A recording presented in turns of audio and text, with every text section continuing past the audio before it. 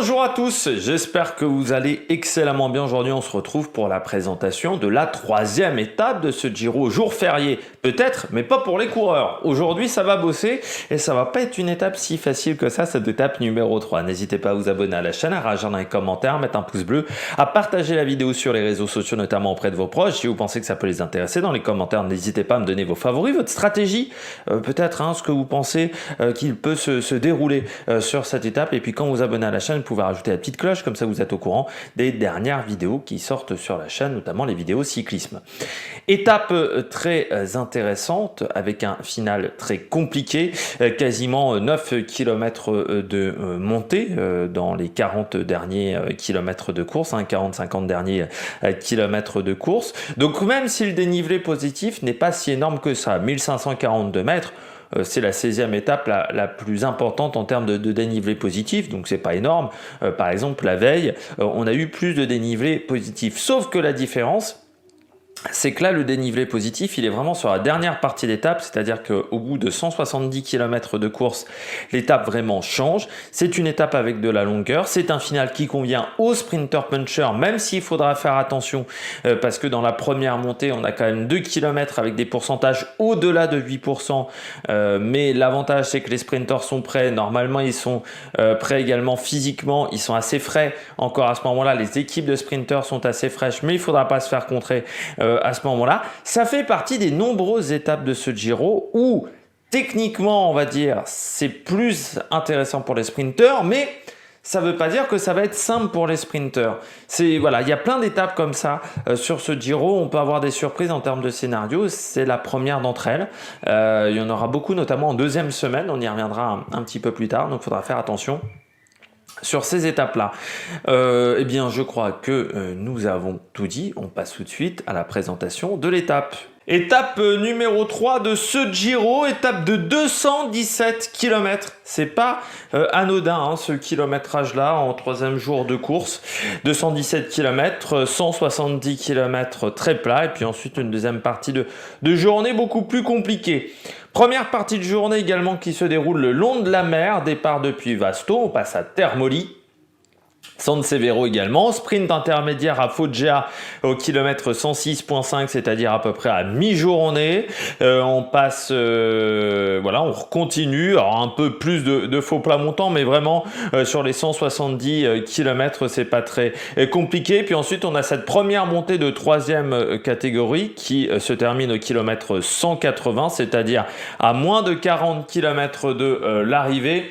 C'est la montée du non, c'est pas la bonne.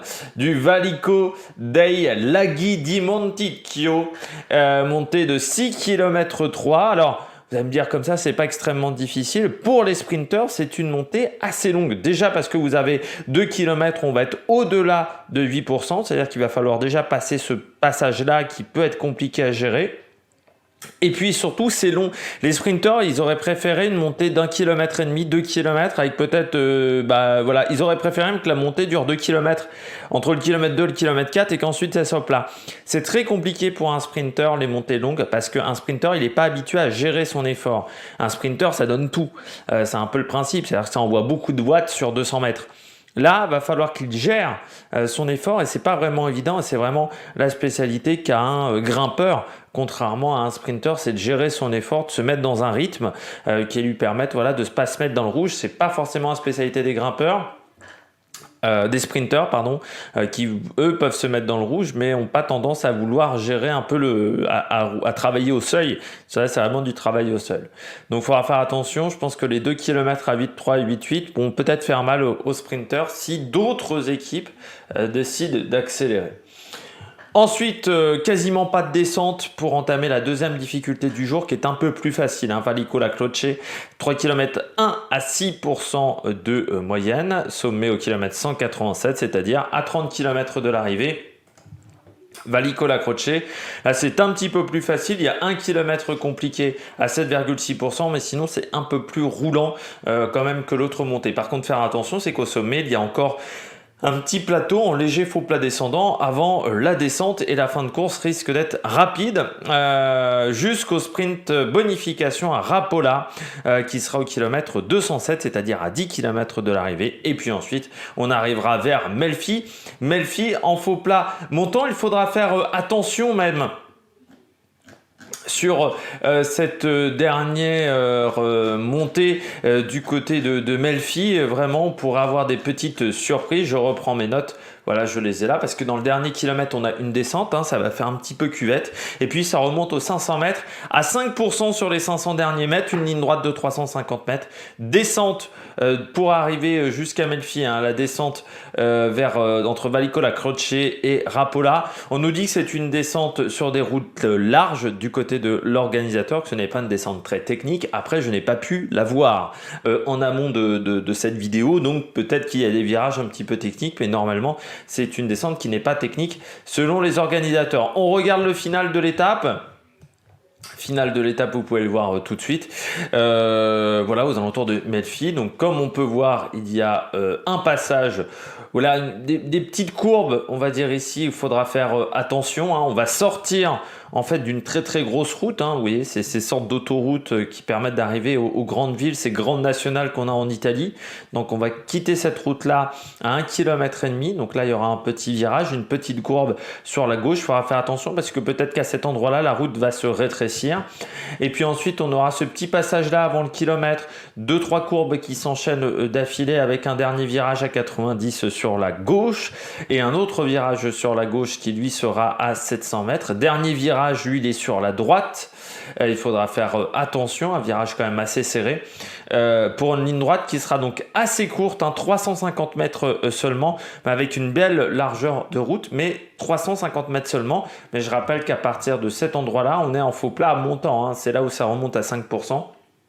Donc voilà, c'est pas un sprint si facile que ça pour cette étape du côté de Melfi. Il faudra faire attention pour cette étape. On regarde tout de suite la portion histoire de cette vidéo. Pour la rubrique histoire, on va revenir sur le Giro 2021 avec l'étape numéro 7. On est arrivé ce jour-là du côté de Termoli, qui est juste à côté de la ville départ de la course. Ce jour-là, une seule bosse au classement de la montagne. Elle est du côté de Chieti, une montée assez compliquée vers Chieti. L'étape est mal plate. C'est un peu un mini Milan-San Remo avec un parcours qui va longer pendant toute la journée la mer avec pas mal de petites bosses. L'étape devrait arriver au sprint. Et au classement général, c'est Attila Walter de la Groupama FDJ qui est en tête avec 11 secondes d'avance sur un certain Remco Evenepoel. L'échappée ne va pas mettre beaucoup de temps avant de sortir. Les baroudeurs n'ont pas grand chose à se mettre sous la dent sur cette étape, hein. Pas beaucoup de classement de la montagne, pas beaucoup de classement annexe. Et ce qui fait qu'on retrouve Umberto Marengo de la Bardiani qui prend part à sa 3e échappée en ce début de course. Je rappelle qu'on n'est que le 7e jour de course, donc 3 échappées en 7 jours, c'est vraiment bien. Simon Pello d'Androni Giocattoli, un spécialiste des échappées, le Suisse, et puis Marc Christian Deolo Cometa. On a donc 3 coureurs d'équipe invités, puis 3 baroudeurs qui sont habitués à ces échappées au long cours sur les étapes de plat. Derrière, ces coureurs-là n'étant pas dangereux, le peloton fait rideau. Et l'écart va grandir, va grimper même jusqu'à 5 minutes après 15 km de course.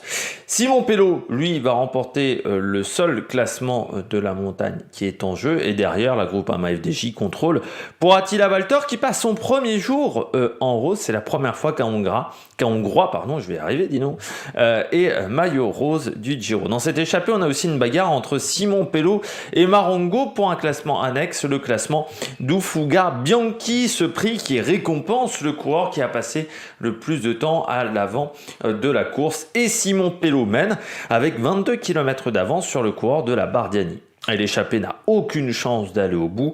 À 100 km de l'arrivée, l'écart est de moins de 3 minutes. Autant vous dire que le peloton contrôle totalement. Et au sprint intermédiaire, c'est Marengo qui s'impose devant Simon Pello. Sagan, quant à lui, remporte le sprint du peloton. À ce moment-là, l'écart n'est plus que de 50 secondes. Mais ce n'est pas vraiment intéressant pour le peloton de revenir trop tôt sur les échappées, donc on leur redonne un petit peu de champ. Et au sprint bonif, c'est de nouveau Marengo qui s'impose. On est à 55 km de l'arrivée. Désormais, l'écart est remonté à 1 minute 50, mais le peloton contrôle totalement la situation.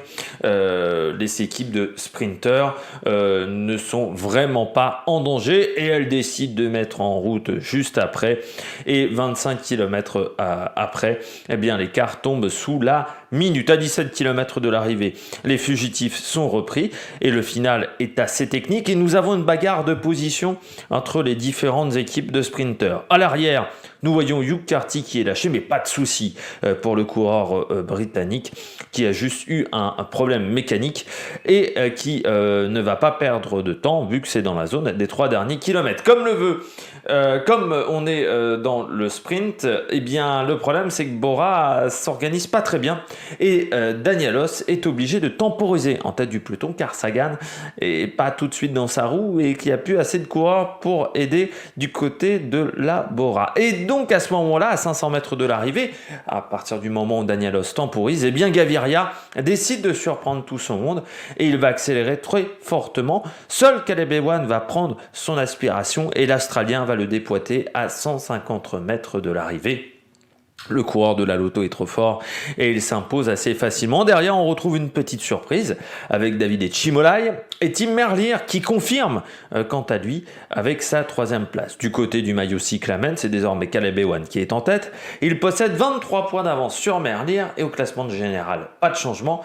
Attila Walter garde la tête. Alors, vous allez me dire, mais pourquoi je n'ai pas parlé de la ville arrivée du côté de Melfi? Pourtant, il y a 2 étapes qui sont arrivées à Melfi. En 92, victoire en échappée de Guido Bontempi devant Giuseppe Petito et Germano Pierdomenico.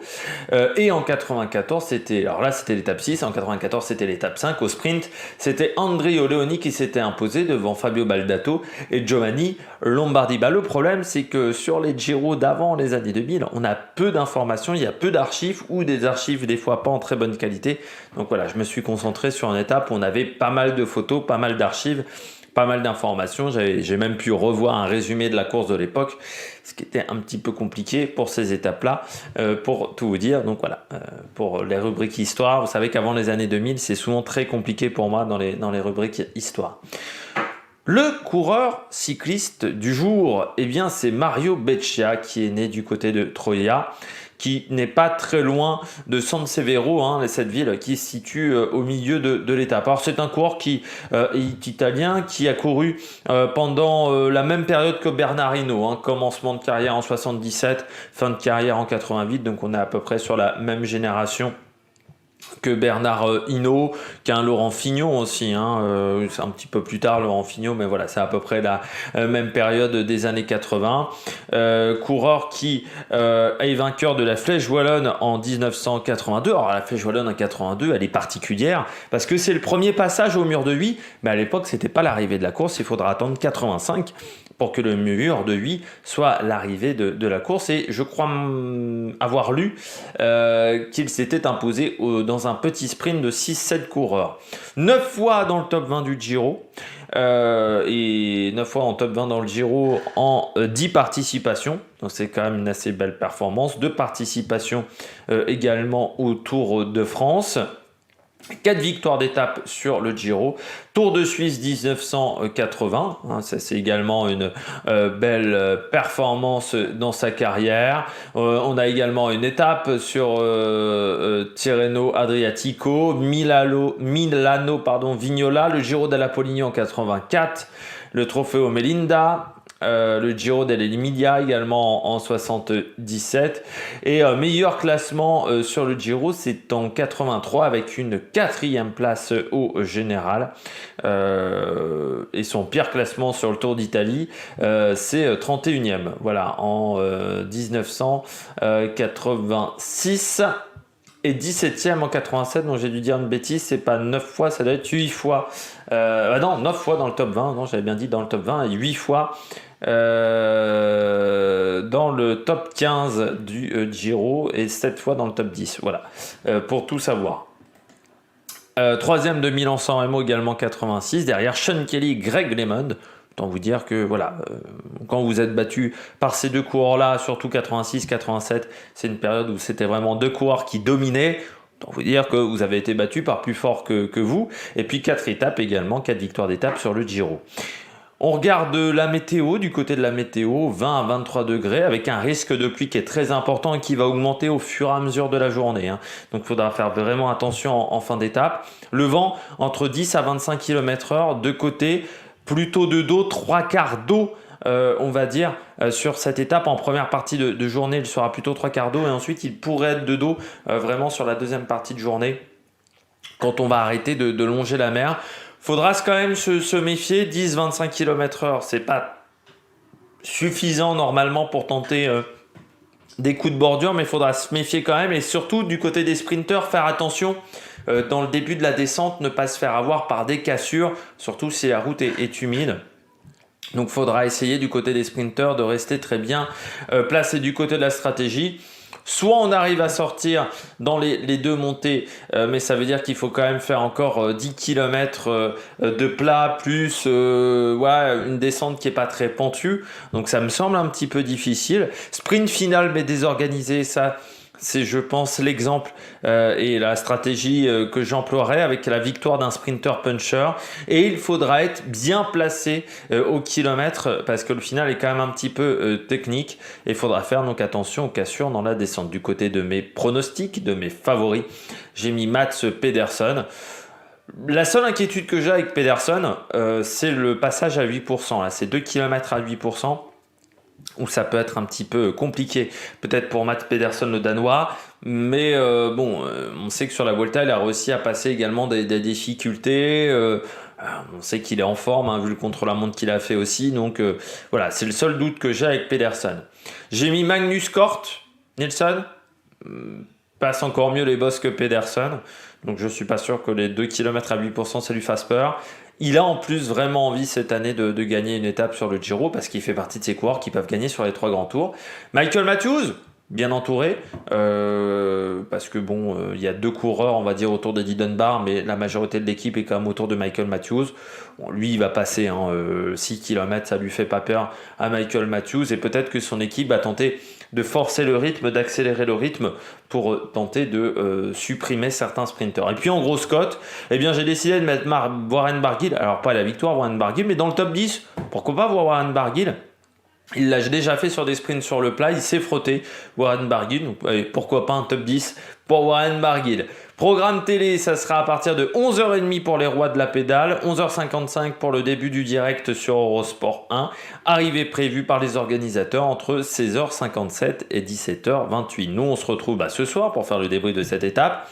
À 21h sur YouTube, on va dire entre 25 minutes, 30 minutes après l'arrivée sur TikTok. Et puis demain, la présentation de l'étape numéro 4 qui sera encore plus difficile que cette étape-là. On pourrait potentiellement réfléchir à une perte de maillot demain pour Remco Evenepoel. N'hésitez pas à vous abonner à la chaîne, à rajouter un commentaire, à mettre un pouce bleu. Et puis nous, on se retrouve pour de nouvelles aventures sur la Maillot Production. N'hésitez pas également à aller voir dans l'onglet communauté.